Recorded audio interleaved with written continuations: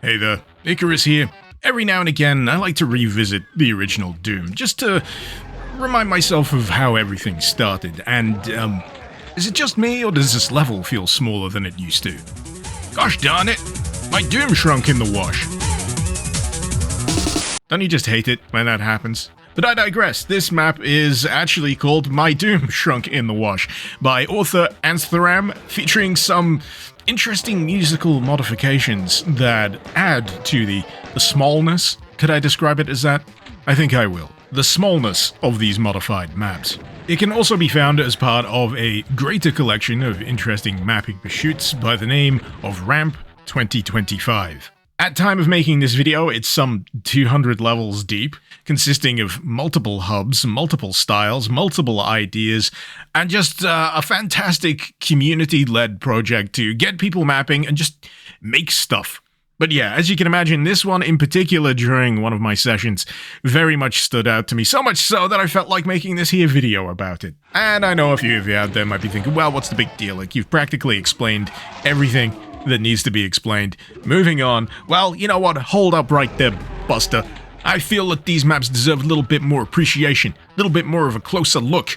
And in all honesty, there is a very particular skill to distilling the essence of a much larger map into a much smaller space, and still retaining those trademark characteristics that make the map recognizable.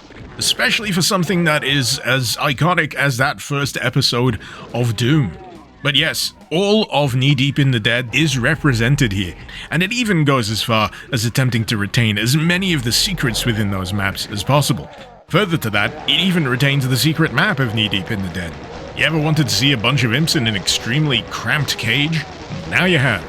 One of the aspects of this map that amuses me the most is certainly its attitude to how to shrink down those more labyrinthine sections of map.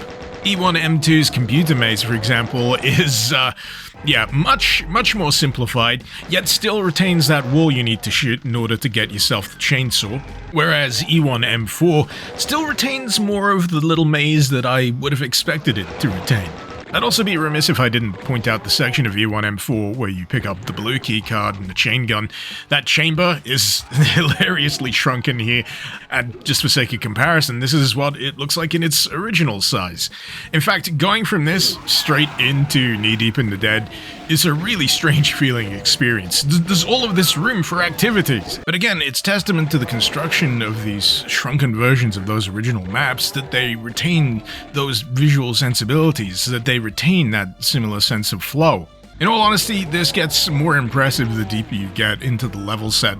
The more complex layouts of Phobos Lab and Central Processing are just so competently squished into these more bite-sized packages that you could almost fool your brain into thinking, no, this is the way it was always meant to be.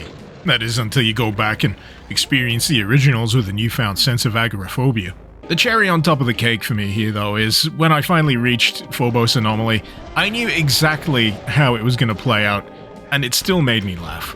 Just that opening room with the pinkies and the explosive barrels, squished into such a confined space, and even then finding myself compelled to fire off a rocket.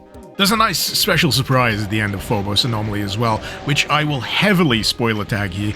If you wish to experience it for yourself, it'll take you around about 20 minutes, if that, to burn through this and get there yourself. And if you wish the surprise to remain unsullied, feel free to pause right here and head to the timestamp on screen. For the rest of you, let's head on in and see what awaits us on the other side.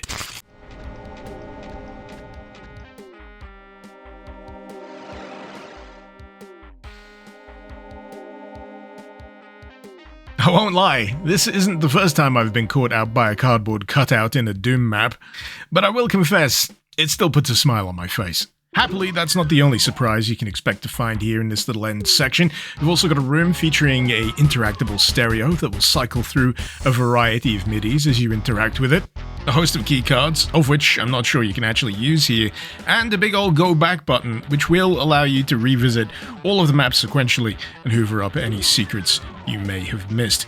There's also a guest appearance by the author themselves here, who you can talk to, ask questions, and learn a little bit more about the development of the map itself, which you'll love to see. And finally, of course, The exit is through the washing machine. But there you go. That was my Doom, Shrunk in the Wash. Another delightful reinterpretation of Knee Deep in the Dead.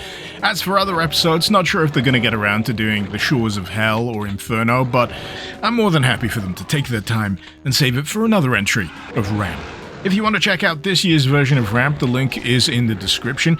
I will advise you, however, that it is not a full release version as of yet, but you can still download an early snapshot version.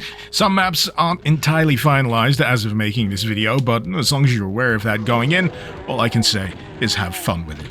In terms of other maps that do interesting things with the original Doom, might I suggest Linear Doom, a mod that basically distills it all into a straight line path, front to back, so if you've got an awful sense of direction, trust me, you're not gonna get lost here. In any case, I hope you've enjoyed this edition of Doom Mod Madness, and if you'd like extended versions of these videos or even early access for future editions, why not join my Patreon? Or, if you don't want to have to go that far, why not become a member right here on YouTube? But until next time, this has been Mr. Icarus. Thank you very much for watching. Icarus out.